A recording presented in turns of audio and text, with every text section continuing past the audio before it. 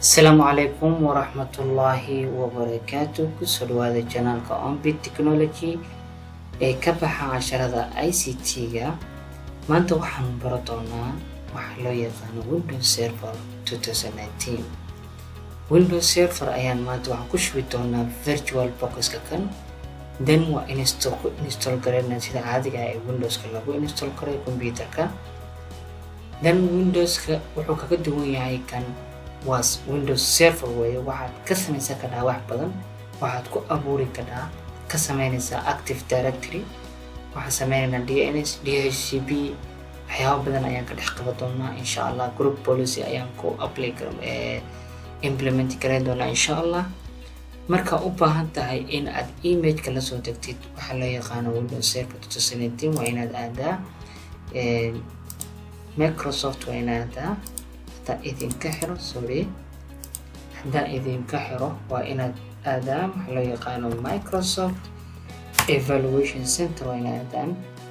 Then waa inaad halkan ku dhufanaysaan hoos ayaa u tegaysaan Windows Server ayaa tegaysaan. insha Allah 22 ayaa soo socda laakiin 2019 ayaana lagu soo baranayna insha Allah. marka halka kan idinkayadan ISO ayaa leedahay, continue ayaa la wadaagaysaa. then wax ku upload ku install galaysanaysaa ku shubanaysaa meeshaad u baahan tahay. then ana already way ku jiraa ma install garanayo laakiin qaabkaas ayaa sameyn doontaa. marka waxaan u baahanahay in aynu furno virtual box-ka aan create gareyno meeshii aan rabnay inuu nagu shudo system ayaan samaysan doonaa. marka systemka aan samaysan doono waxaan ognahay inuu Windows Server 2019 inay tahay. waxaan u baahanahay inaan ku shubano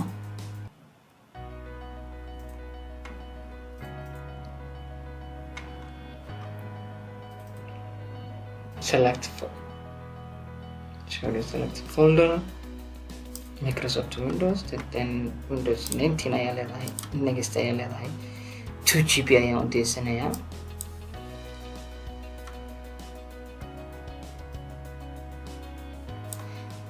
ayaan u deysanayaa 2GB marka adigu waa ka basan kartaa inta u baahan tahay. marka create virtual hard disk ayaan ku dhufanayaa halkaas create ayaan leeyahay. waxay weydiinayaa virtual disk image miyaa rabtaa, virtual hard disk miyaa rabtaa. marka virtual hard disk ayaan u baahanahay. dynamic allocated ayaan u deysanayaa 50GB ayaan u deysanayaa insha Allah, kama badinayo. marka waxaan u baahanahay inaan iska saarno floppy disk inaan iska saarno then okay. marka system virtualization ayaan sameynay. network ayaa aadaynaa.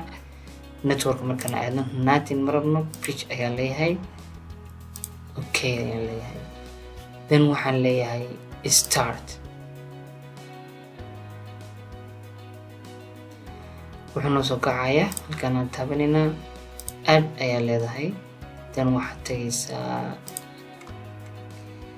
Windows 19 data center, Windows 19 ISO ayaan ku dhufanaynaa, choose ayaa leedahay. then start ayaa leedahay. sida caadiga ah ee Windows-ka ayuu soo kacayaa sida Windows-ka ugu shubi doonaa. haddaad hore computer Windows ugu shubto isla qaabka ayaa ugu shubaysaa. sugaysaa ilaa intuu soo kacayo. insha Allah koorsatan waan dhammayn doonaa step by step ayaan u dhammayn doonaa insha Allah. marka usaan ku soo baxo next ayaa leedahay, then install ayaa leedahay. wax yar iska dulqaado, inaad dulqaad samaysid waa muhiim. marka ay halkan kuu soo baxdo waxaan u baahanahay in aad kala waatid. kan ma taabanaysid kan ayaa taabanayna insha Allah because of desktop experience way. desktopka as a desktop notes way. marka kan hadda ku dhufatay laakiin wuxuu ku tusayaa command line ku tusayaa insha Allah. isaga oo baahanahay insha Allah ku install kale doonaa waan ku soo xiri doonaa serverka. marka data center evaluation ayaa leedahay, next ayaa leedahay. marka halkan ku soo saaro accept baa leedahay, next baa leedahay, custom baa leedahay, then next baa leedahay. waa u dulqaadanaynaa marka ilaa intuu ka dhamaysanayo installationka waxaan isugu soo laaban doonaa markuu installationka dhammaysto insha allah biidnillahi tacaala.